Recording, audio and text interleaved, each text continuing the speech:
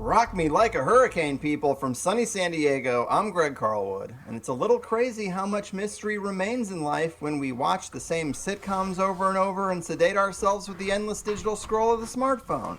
We somehow take for granted how much of the great unknown is left and rarely let our curiosity drive our nearly never-ending opportunities for adventure. It's easy to feel like it's all been done, but when we only see 5% of the electromagnetic spectrum and people are having paranormal experiences of a vast variety, there's still a lot more mystery left on the table.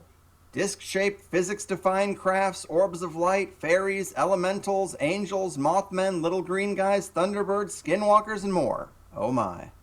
And although people have pondered for years what the real meat of these experiences might be, we haven't had a great deal of fresh perspectives on it lately.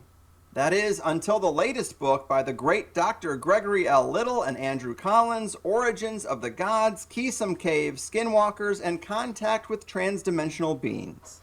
It connects all the right dots, and I'm sure you're going to love it. As for Dr. Little, he has a master's degree in experimental psychology and a doctorate in counseling and educational psychology from Memphis State University. He's the author or co-author of over 30 books and 40 treatment workbooks. He's been here twice before, first talking about another book he co-authored with Andrew Collins titled Denisovan Origins, Hybrid Humans, Göbekli Tepe, and the Genesis of the Giants of Ancient America. And then again last year talking about the incredible Edgar Cayce, his uncanny diagnostic accuracy, and the Atlantis readings. It's a real pleasure to have him back and break open the case made in Origins of the Gods, so let's do it. The North American Mound Master, Edgar Cayce educator, and paranormal puzzle solver, the Greg Superior. How you doing, man? Welcome back. Holy cow, what an introduction. You even called me great. I need to get a copy of this to play it for my wife over and over and over, particularly when she goes to bed. I just want to play it and let her hear it over and over that I'm so great. But thank you so much. A pleasure to be here. And I don't know how many other people you've had three times. I was actually kind of surprised. But I know this book is different, and I know you want to talk about it. And I will say this, that back in 1984, in a book that I published then called The Archetype Experience, I said then that I thought plasmas and earth-based energies were the key to all of it.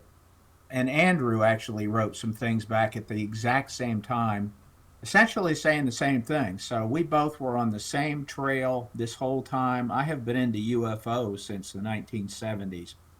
It's not what I'm best known for, but anyway, it's a pleasure being here, and we'll see where it goes, Greg. And you have my deepest sympathy, new child, and having work done and all that, and I know that it's a hectic time for you. Yeah, it is a little crazy over here. I don't have my usual recording environment, but the show must go on, and I appreciate the kind words. If you keep writing such great books, of course I'm going to have to ask you to come back more than once.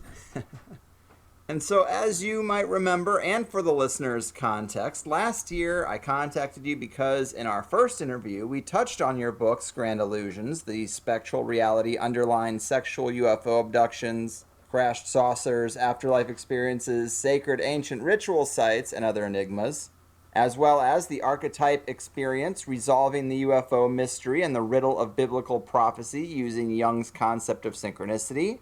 And that brief section was great, and I really thought your work into the paranormal deserved its own interview, and you said, well, we have this new book coming out down the road called Origins of the Gods, and that would be a better time to get into it.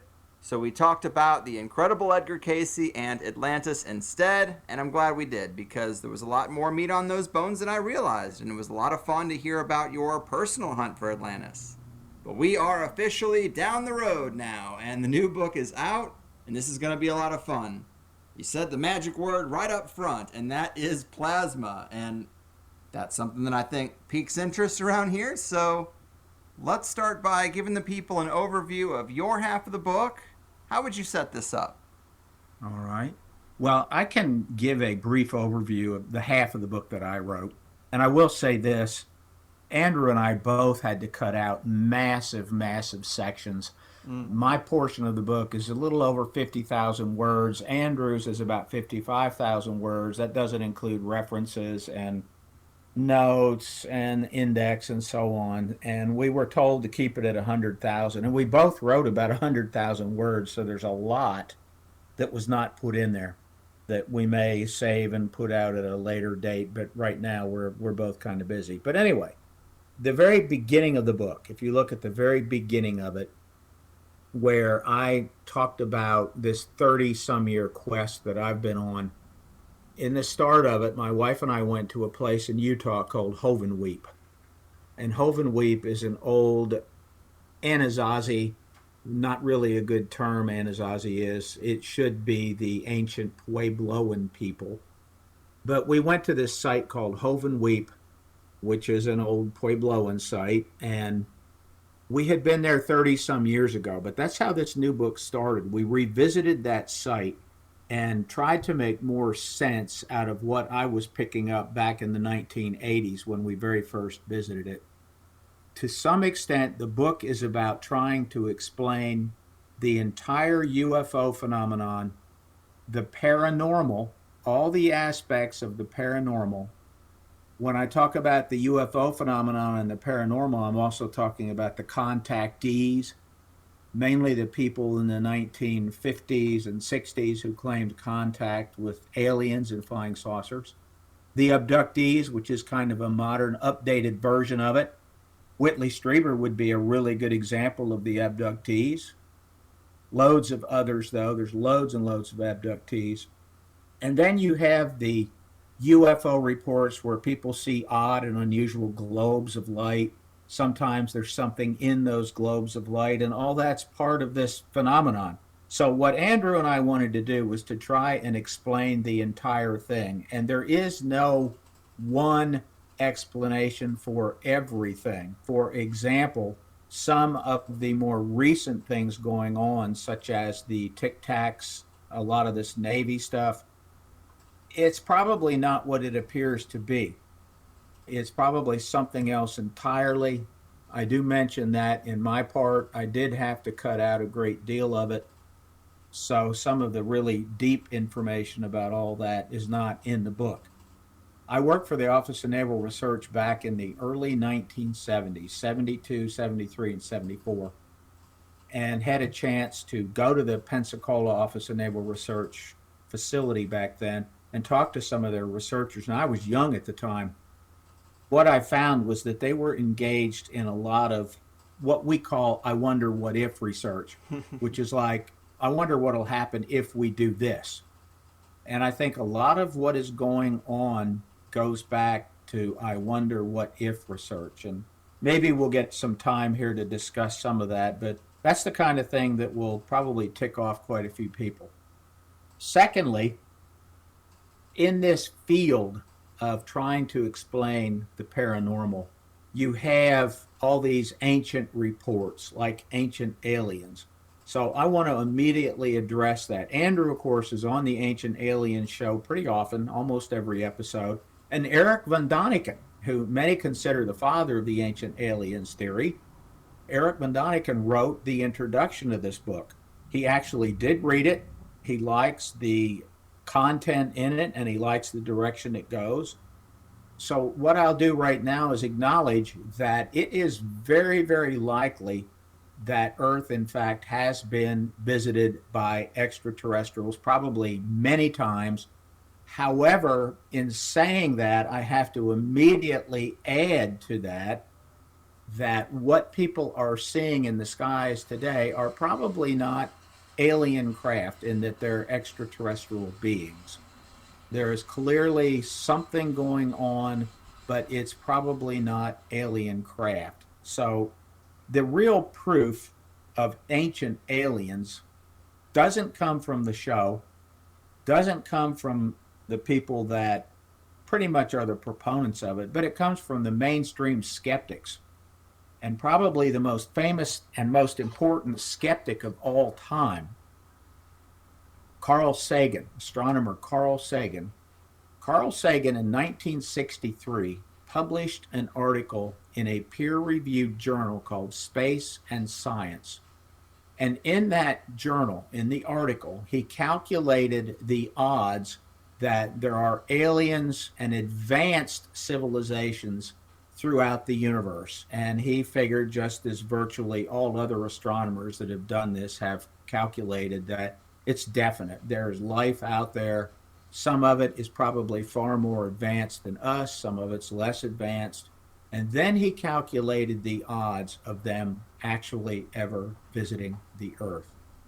In his article is a rather astonishing calculation and statement. He is certain that Earth was certain, he's dead now, of course, but Carl Sagan was certain that Earth has been visited in the ancient past, and he calculated the number of visits that these aliens made to Earth at roughly 10,000.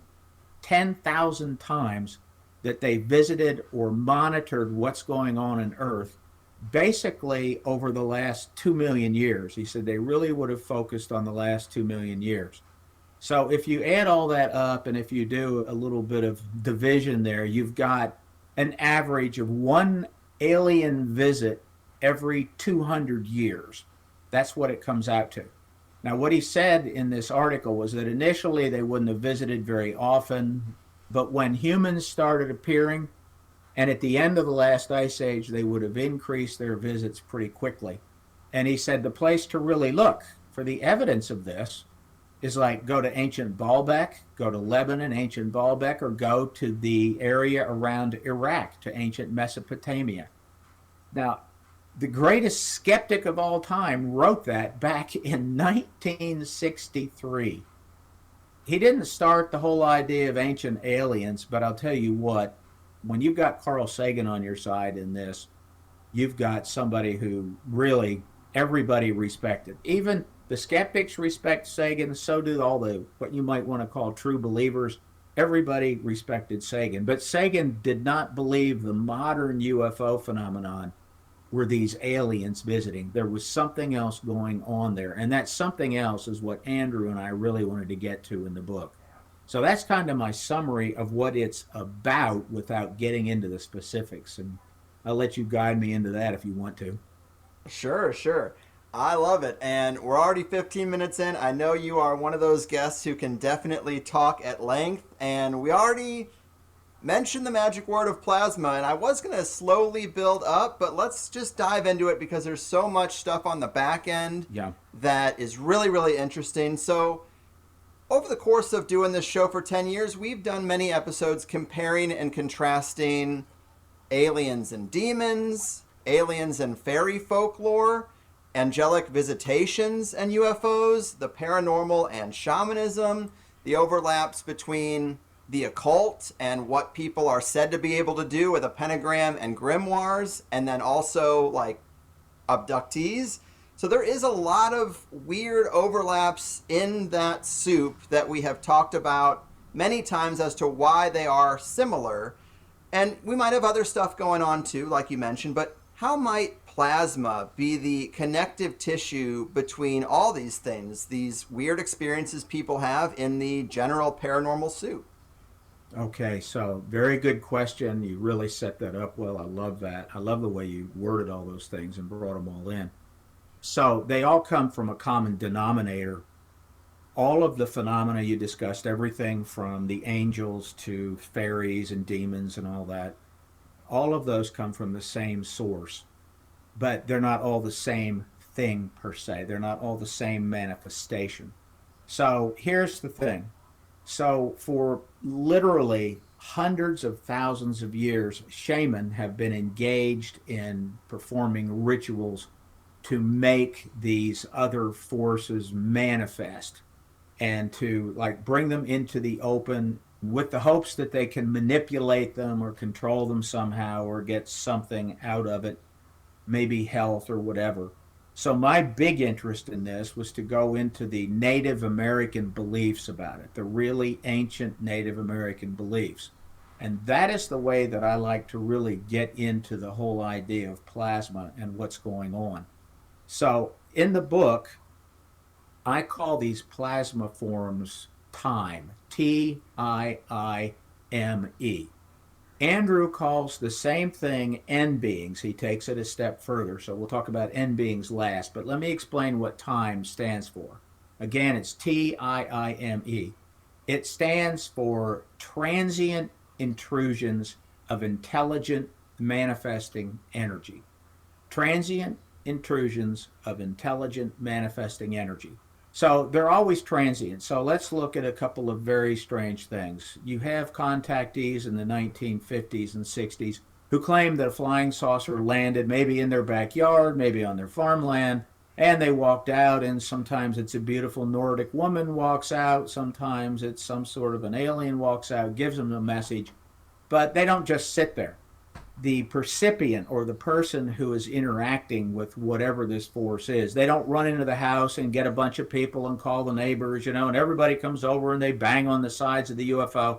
No, it's always very temporary. It's very transient. It doesn't last very long, and it's only for the percipient. It's only for those few people that are in the immediate vicinity. So it doesn't last long. It is an intrusion because it's suddenly appearing in our physical reality, our four-dimensional reality, with the fourth dimension being time, of course, in this sense. So it's intruding into our reality and into our four dimensions, but only for a brief period of time. It does have intelligence. We know that it interacts. Loads of research by mainstream scientists tell us that these, whatever they are, whatever these entities are, they have a form of intelligence. They have some sentience to them. They have some sort of thought process. We can't always understand their motives, and that's something we can get into. What exactly are they after, or what are they doing? But they have an intelligence. So it's transient intrusions of intelligent manifesting energy. So they are manifesting in our physical reality, and they're made out of energy. The type of energy that we believe they are plasmas. Now, back in the 1950s and 1960s, when plasma was kind of a dirty word in the UFO field, all that was known about plasmas at that time, that it was just a ball of superheated gas.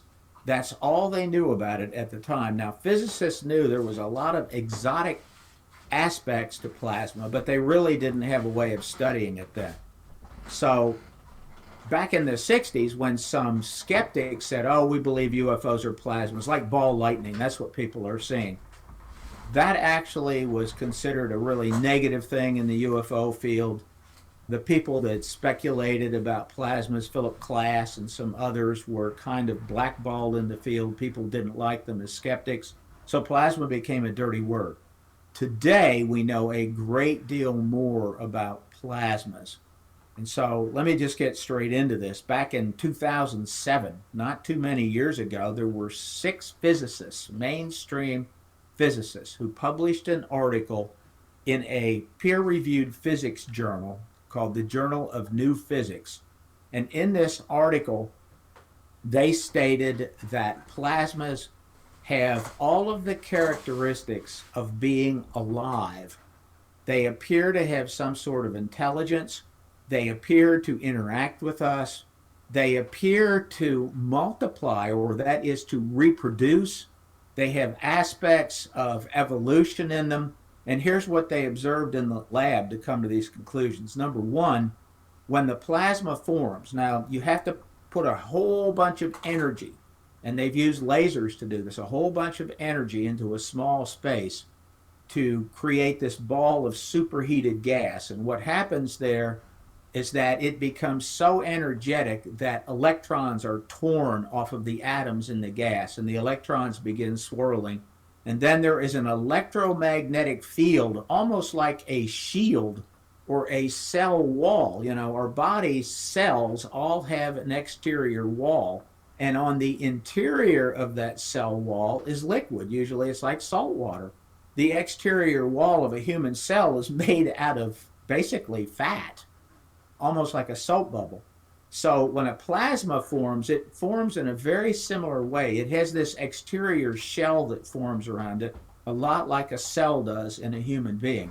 And then the physicists observed in the laboratory that within the center nucleus that was forming in the plasmas, what they saw was what looked just like human DNA, a double helix forming.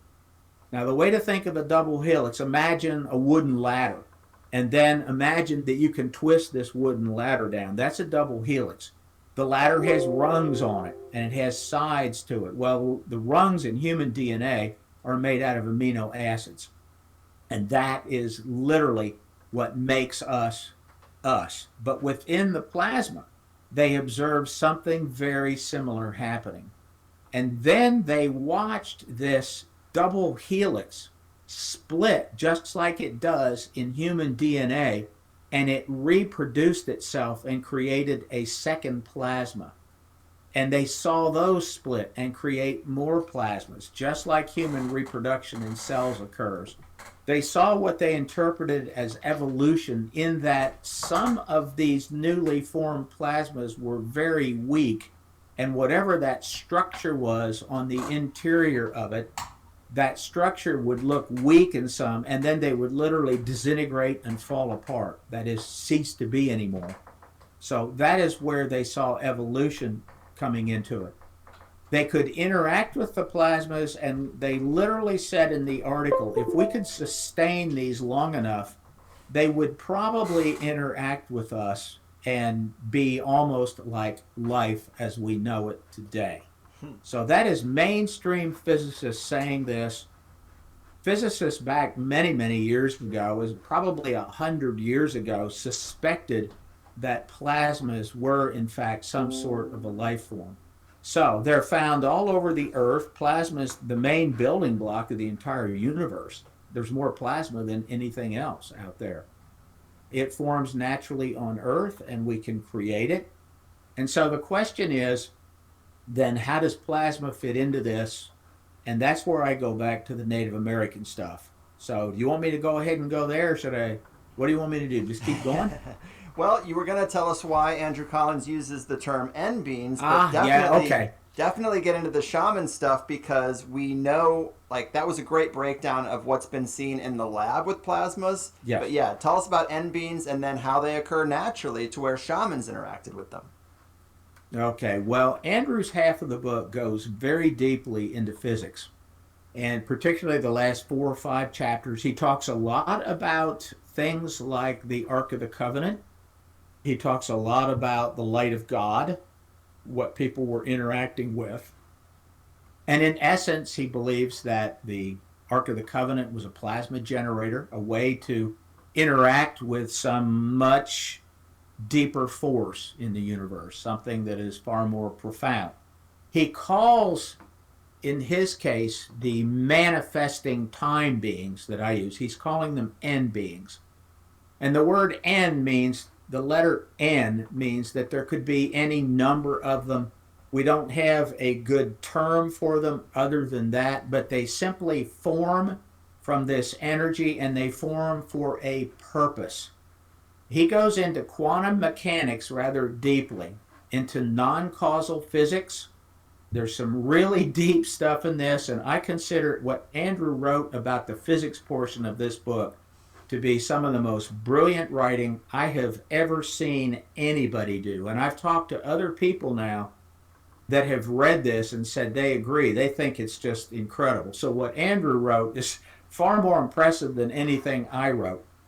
And I'd leave it to him to really get into the quantum mechanics on it, because I know my limits, and that's pretty much pushing me right up to the limit to where I don't know anything else beyond it. But he calls them N beings, and he says that they interact with us the same way that I say it, and that is, when you are in a sacred space, doesn't matter even if it's just in your bed and something manifests, whatever these N beings are, or time forces are, being plasma, a plasma manifestation, it has some purpose, and its purpose interacts with us. And when I say it interacts, it is interacting with your unconscious, when the your meaning the percipient, the person that's interacting with it, they have their own unconscious expectations, their own belief system, and the manifestation that's occurring in front of them interacts with that, knows what it is, and it adjusts and modifies its behavior to interact with the percipient, to make it more relevant to the percipient. Often it pushes them a little more than what they expect. So that's kind of a thumbnail of it. Native Americans had procedures to interact with them. That's how I got into that.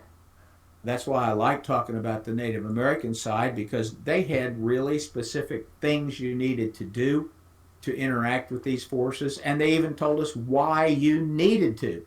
If you didn't voluntarily interact with them, then they would come to you anyway. So if you voluntarily interacted with the forces, then you could control it somewhat and you would be blessed. That was the idea of having all the rituals timed throughout the year to get these things to manifest so the whole tribe could kind of get in sync and harmony with them. On the other hand, if you ignore them, then they cause chaos. They come to us anyway. And one of the things that I put in the book was about all of the electromagnetic frequencies and fields that are around us all the time now. Yes. That have really caused, well, I call it a electromagnetic cesspool that we live in. When I wrote the book, I was living in a different house in downtown Memphis on an island, densest part of the city. And I checked my Wi-Fi connections while I was there, and I had 21 different Wi-Fi signals I was getting at the time. That does not include the thousands of cell phone bubbles that I'm in. What people think when they think of a cell phone and connection to whatever the closest tower is, they think there's like a straight line beam going out. There's not, it's a bubble. Every phone creates a big, gigantic bubble around it. And we're walking through these all the time, not just from the cell towers, but from everybody's phone. And what that does biochemically, and when I say biochemically, I'm really talking about brain chemistry here, it is causing like tremendous disruptions to our natural rhythm, our natural electromagnetic ambient frequency, which is known as the Schumann resonance. So we're living in this cesspool now, and things are getting weirder. That's part of the point of this.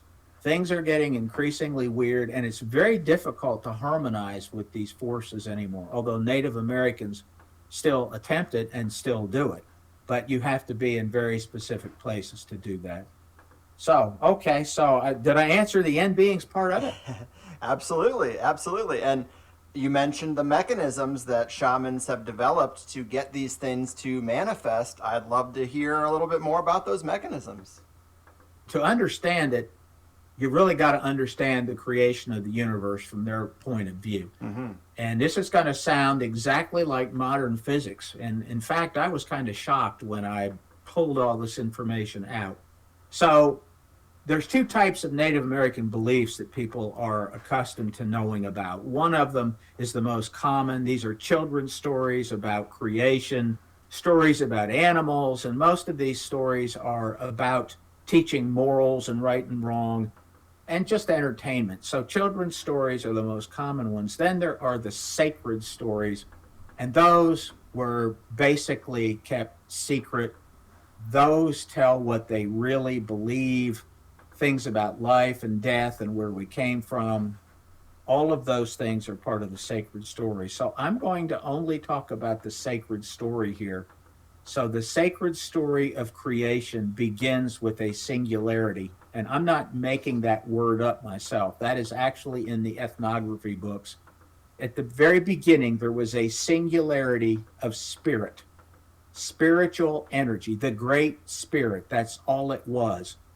One piece of spirit. And then they say that for its own reasons, this singularity of spiritual energy divided itself into two parts, like the yin and the yang symbol. People have seen the yin and yang symbol. It's like a circle, and then it has like two drops that fit perfectly, and they rotate around like they're two opposites. Well, that happened with this singularity. And of course, it's a contradiction in terms. You can't have a singularity divided into two parts. So the moment the two parts occurred, the singularity split. That was the creation of the universe. Modern physics calls it the Big Bang. The Zuni tribe, the Zuni are probably the oldest remaining of the ancient Puebloan people. And the Zuni called it a container of all. that thought outward. That's their term for it. That's how they explain the Big Bang. The mound builders and the Cheyenne called it a singularity, and it developed these two portions, and then the two portions literally blew apart. And what it did was create a three-part universe: an upper world, a lower world, and a middle world. The middle world is the physical universe. The upper world represents one of the two powers that the singularity split under. And the lower world is the other power of the singularity. So, what the two powers are: the upper world is creation, literally creation, the process of creation. And it also represents order in the universe, that there are orderly things and cycles that go on in the universe, like the movement of the sun across the sky every day. It's orderly. If you follow it long enough, you'll see the order. Same with the moon. The moon's movements are predictable. They're very orderly. So those are powers of the upper world. The lower world is disorder. It's all the bad things that can happen, all the bad weather. Animals are involved in it, like animal attacks. But it's also the process of entropy. And I like the term creation and entropy here. Entropy is a term in physics that simply means that from the moment something is created, a process begins that degrades whatever's been created back to its most primordial form. So entropy is the instant, it's the process of something degrading and falling apart. And everything eventually falls apart. Everything is in a degrading mode. You can keep working on stuff to keep it in working order. Even with relationships, relationships are subject to entropy too.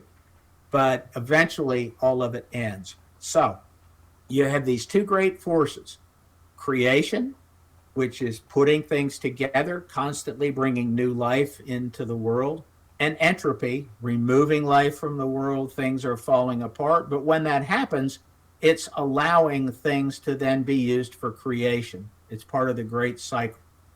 So, from this belief system, you have to understand that everything is spiritual in its nature, because it all came from this great spirit to begin with.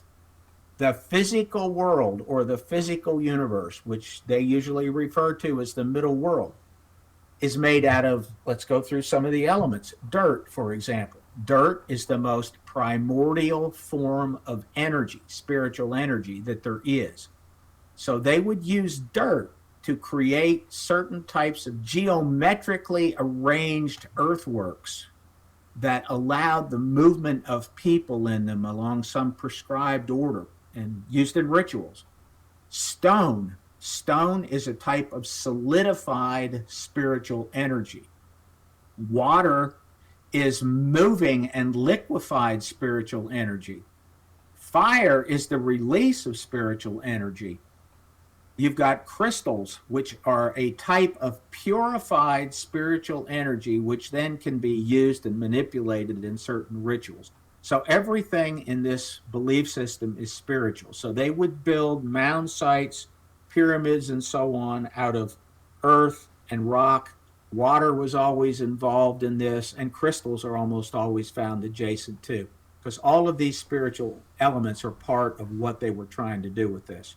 So the final piece to this is what the heck the world represents and why we're here, and what are these entities that we're talking about? How's the paranormal fit? So in their belief system, they talk about why humans came to this earth. And what the earth is a three-dimensional double-sided mirror. Let me say that again. Earth is a three-dimensional double-sided mirror. And it's a mirror, double-sided, because it's reflecting the power of the upper world, creation, and it's reflecting the power of the lower world, entropy, at the exact same time. It's three-dimensional so that these two forces can play themselves out. It gives them a playing field for this cycle to continue, to just keep going. You have constant creation and entropy, order and disorder, and it happens over and over. So On this three-dimensional surface, humans were placed. Humans were placed here, according to this belief system, for two reasons. One, we have the intellectual capability of understanding and appreciating the cycle that is going on all the time. These two great forces in this constant cycle, around and around it goes. We can see that, we can perceive it, we can understand it. And secondly, in the Native American belief system, we are here to harmonize with those two forces, to keep it in harmony. And so the tribes, the tribal shaman, were tasked with maintaining the harmony with this spiritual entity, this spiritual force, and us, and so that they would maintain this harmony. The purpose of it is to allow the tribe to have good things happen over time. So they would heal people with it. They could ensure that there were good crops. They could ensure that there would be rain. And that is what the shaman were supposed to do. They were supposed to harmonize with these spiritual forces. So they erected different kinds of geometric earthworks, circles and squares and so on. They would erect mounds that would point to certain stars for certain times of the year in order to hold the rituals. Supposedly, in the literature and in the book, I talk about a meeting with a fellow by the name of Lou White Eagle, who was a Cheyenne. He was one of the arrow priests of the Cheyenne Nation. I talked about him and his experiences with us here in where I am in Memphis. He said and told me, it's the first time I'd heard this. This was back in 1988 and 89 when I knew this guy. He said that they actually physically manifested these forces inside the sacred enclosures. Now, he led me to certain literature, and I read the same thing in this literature from the 1800s and even in the 1900s, that some of the early ethnographers did in fact watch the manifestation of some of these entities. So there you go. That's a thumbnail of it all. Native Americans believe that we are constantly interacting with these spiritual forces. They call them spiritual. Based on everything Andrew and I have looked at, they are talking about plasma forms. They have their own word for them. They call them the Mayan. They usually come, when they're first encountered, they come as tricksters. This also fits the thing, and that is, you really can't trust what they tell you. And if you think about all of the contactee experiences, well, the contactees were a group of people who claimed that, again, a flying saucer landed and out walked some alien, and the alien would say, oh, I'm from the planet Mars, or I'm from Venus, or we live on the moons of Saturn, or we're from Jupiter, or wherever. They almost always were somewhere in the solar system. Sometimes they were in a hidden planet in the solar system, a planet called Clarion or whatever. But we know that they often lied to people. That is, they couldn't be trusted. So even Native Americans said that when you are very first interacting with these beings, these forces, they almost always come as a trickster. And the trickster you have to navigate. You have to show that you are spiritually harmonized enough to get past the trickster aspects of it. When they appear as a trickster, they're not going to kill you. They simply mislead you. But they read what's going on within you. They read your own unconscious contents and your belief system, and then their manifestation takes all that into accordance, and that's how they basically trick us. They trick us using our own proclivities, whatever they may be. I know I've gone a long way around here and hit a lot of stuff, but I tried to summarize that Native American stuff pretty quickly, and it's just so detailed it's hard to do very fast. Yes, it is. And I know I have way too many notes for this interview, but the trickster thing is super interesting. I had a quote here where you say the trickster is a temporary entity that can create fear, distrust, and confusion.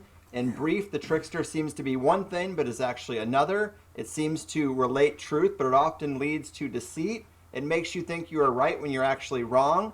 It is a creator of chaos and instigates entropy, the breakdown of order. However, as it fulfills that role, it also facilitates creation and can lead to a deeper understanding of life's many mysteries. If you can move beyond the deceptions of the trickster, you can come to see reality more clearly and gain power from the interaction. And this goes hand in hand with what a lot of paranormal researchers say, that when they start investigating this intentionally, something looks back at them and sometimes follows them and latches onto them throughout their life. And this is seems to be how the trickster operates. And two other little things I wanted to throw in, because what's really great about the book is, for anyone who's looked at a lot of Fortean paranormal experiences, there are little commonalities and there are little things that it's like, huh, that's weird. I wonder why that is.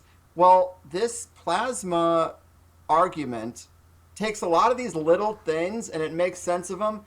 And two that I think are interesting are this envelope thing and caves. And I just want to throw these two things out together.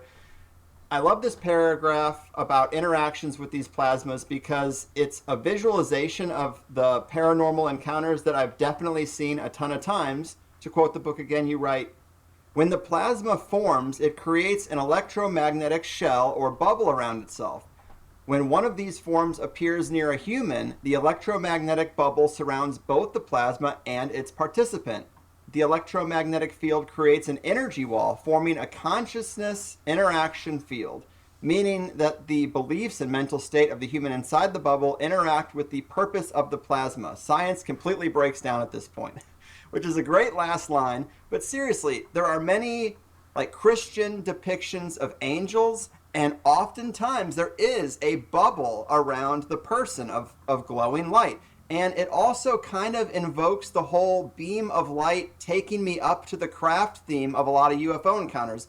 They're hit with this beam and it envelopes them. And so to me, that was a good parallel, but also caves. So the Earth can create the right conditions for these plasmas to form. And we didn't really talk much about that, but maybe earthquakes are a factor. I'll let you explain further. But for them to appear solid, they rip electrons and particles from nearby objects and sort of suck them up. And I love this idea, and we so often hear about sightings or beings coming out of caves. And that's eye-opening because there is so much dust and dirt and general material to suck up that when some paranormal being comes out of a cave, now we have a pretty good explanation, it seems. So these are like the little details that I think are explained pretty well by this overall case. That's very insightful about all those little things. That's quite an insight you have there, and you're absolutely correct with it. We did try to explain all of the little nuances in the paranormal and the UFO field. One of the ideas that people may get is that there really is nothing behind plasma. Why would it have its own intelligence? And I tried to answer it already by saying that it's part of the whole to begin with. All things are connected. That's the first half of the book that I wrote. That was the title for the entire first half, which is a Native American belief that all things are connected. There is a web, like a spider's web, and I deliberately chose the spider's web in this. I did a book called People of the Web about the same time the internet came out, and everybody thought it was about the internet, but it was about spiders as a trickster and the idea that all things are connected. So a spider's web, which could get huge, if you vibrate any part of a spider's web, it all vibrates. And that's the way the universe is. That's the way this operates. And that's also the way, if you think about the singularity that started everything, everything was part of that initial piece. So it became a huge web throughout the entire universe. But it has intelligence, it has a purpose. The purpose of it, even Native Americans would say the purpose goes beyond what we can understand. They're simply supposed to harmonize with it so that good things would happen. That's basically what the whole harmony is for with it. Mm-hmm. But things like when the plasma forms, yes, it has to have something to pull in to become physical. If you have a physical manifestation, we already know this occurs. The military calls them dusty plasmas. The military has actually picked them up on radar and has seen them on radar. And they call them dusty because they're pulling in little physical particles of matter. and they pull them into this ball. They can become saucer shaped because they begin to spin and it starts to flatten out. Lights come out of them. They sometimes look like they have portholes on the side. So all those little aspects of UFOs are explained by this. As far as the entities coming out of caves, in the Cheyenne Massam ceremony, which is the main ceremony meant to manifest these beings, they opened up one side of a sacred circle toward a mountain. Bear Butte was usually it, and the mountain had caves, and the caves are the dwelling place of the Mayan. And the Mayan is the Cheyenne term for what the Muslims might call the jinn, or what the old British people might have called fairies. All of these are interconnected, and they're all culturally determined beings, entities. The Mayan looked appropriate to Native Americans, just like the fairies were dressed sort of appropriate to the Irish or the British or the Scottish that would interact with them. And the Muslim jinn dressed and appeared appropriate to them, to their culture. So these things they interact with us in ways that it's very difficult for us to understand. But they do read our unconscious. They do know what's happening with us, and they have their own purpose in these interactions. And the purpose can be to create chaos, but it's usually a test of some kind. I know a lot of people have gone off the deep end after interactions, but I know a lot of people become very, very religious and very, very spiritual after these experiences, which brings me to a point here. And the point is that skeptics say that people that believe in all this have what's called fantasy proneness. There are psychological tests you can give people that will determine if you're prone to having fantasies, such as UFOs. That's a good fantasy. Well, the thing the test doesn't measure is this. It assumes that if you believe in these things, that you're going to be prone to see them then. That's what the test assumes. But my belief is this. I don't think that fantasy proneness is causing UFO sightings. I think when people see UFOs and when people have really strange paranormal experiences, they come to believe pretty quickly that there's something out there. So that when they take the test to measure fantasy proneness, it says, do you believe there's something out there? And they put, well, of course, I've seen it. So it's like, what is causing what here? I think fantasy proneness can be a consequence of realizing there really is something out there. So skeptics, don't let skeptics ruin this idea for you. What Andrew and I have done with this is to really create a very unpopular idea and try to make it understandable and try to throw all the little elements into it that it needs to have in order to explain everything, such as ancient aliens, such as the possibility that there may very well be some modern UFOs that truly are what they appear to be, extraterrestrial. Probably not very many. But we also wanted a way to explain the strange experiences that shaman had. And we know this takes this into Andrew's side. We know that they have been doing this, that is, interacting with these forces for a long, long time. Because while I stuck with Native American stuff, which might go back to 12, 15,000 years ago, their belief system, Andrew starts out with Kesem Cave in Israel that we now know goes back over 400,000 years. It is a shaman's cave near Tel Aviv. He got to go into the cave with the archaeologists that excavated it. He got to go through all the artifacts. And a lot of the artifacts that they found in the cave are related to shamanistic devices and shamanistic materials, such as the wings of swans, which we know were used in a whole bunch of rituals here in North America, as well as those in the Middle East, where this stuff was found. So Andrew takes it back 400,000 years, which is actually astonishing when you think about it. Yes, his part of the book is great. he talks about this Kesem Cave and Mount Garrison being near it. Yes. And the whole story of the Ark of the Covenant, these tablets, it says very clearly, were made from the stone of Mount Garrison.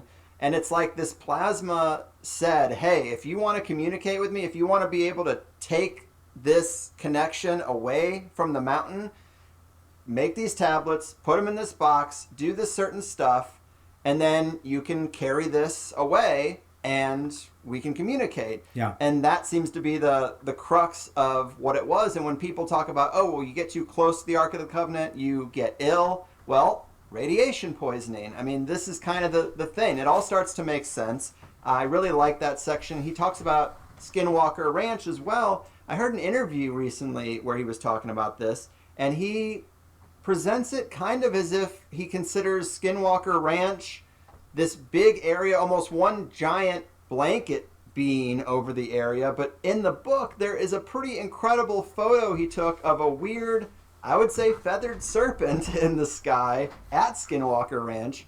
But I guess that kind of brings me to a question about portal places or places of heightened activity. What makes a place a portal place? I mean, obviously our modern industrialization and smart cities and the EMF environment dampens the ability for these plasma beings to manifest and do their thing. But how do they occur naturally, and what makes a portal area a portal area? Well, obviously a portal is a place where activity occurs over and over. It just kind of spontaneously occurs. So, for example, Sedona, Arizona is considered a place where there are portals, or vortices is the term they often use.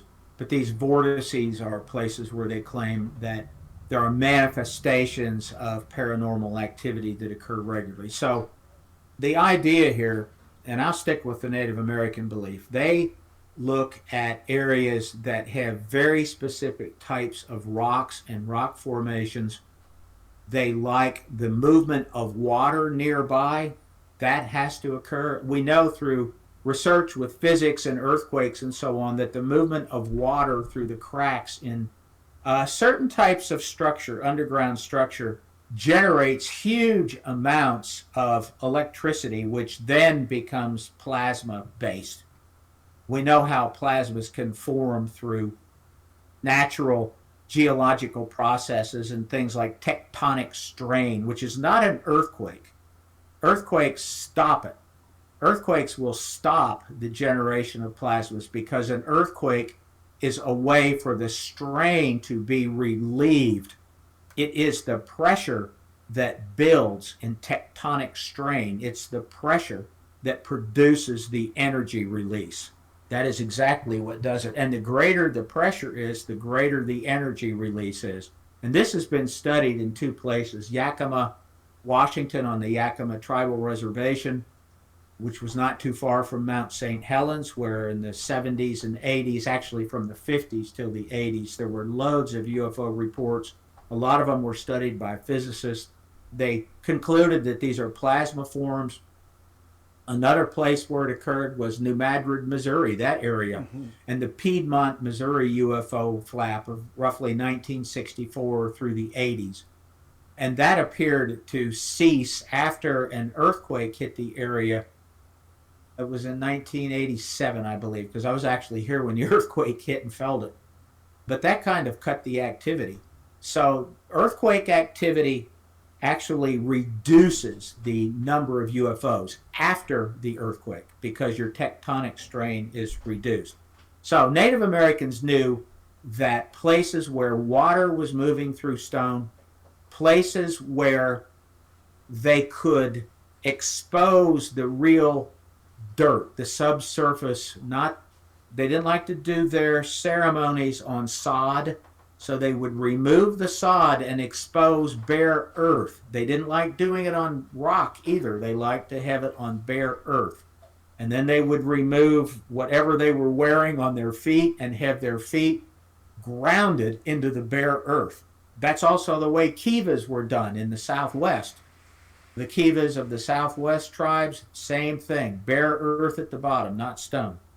So, I believe that the shaman are different in that they had certain senses where they could feel or sense the presence of geomagnetic anomalies. They knew they were in an area where this stuff could emerge, where they could make contact with it and commune with it. And I believe, and put this in the book, I think it probably has to do with the amount of magnetite that's in the brain, particularly in the hippocampus of the brain. I thought that as long ago as 1992 and wrote it up back then. And magnetite is in the human brain. It aligns to the basically whatever electromagnetic field we're in at the time. So you have these little crystals of magnetite in your brain that are aligning to electromagnetic fields that you happen to be moving through.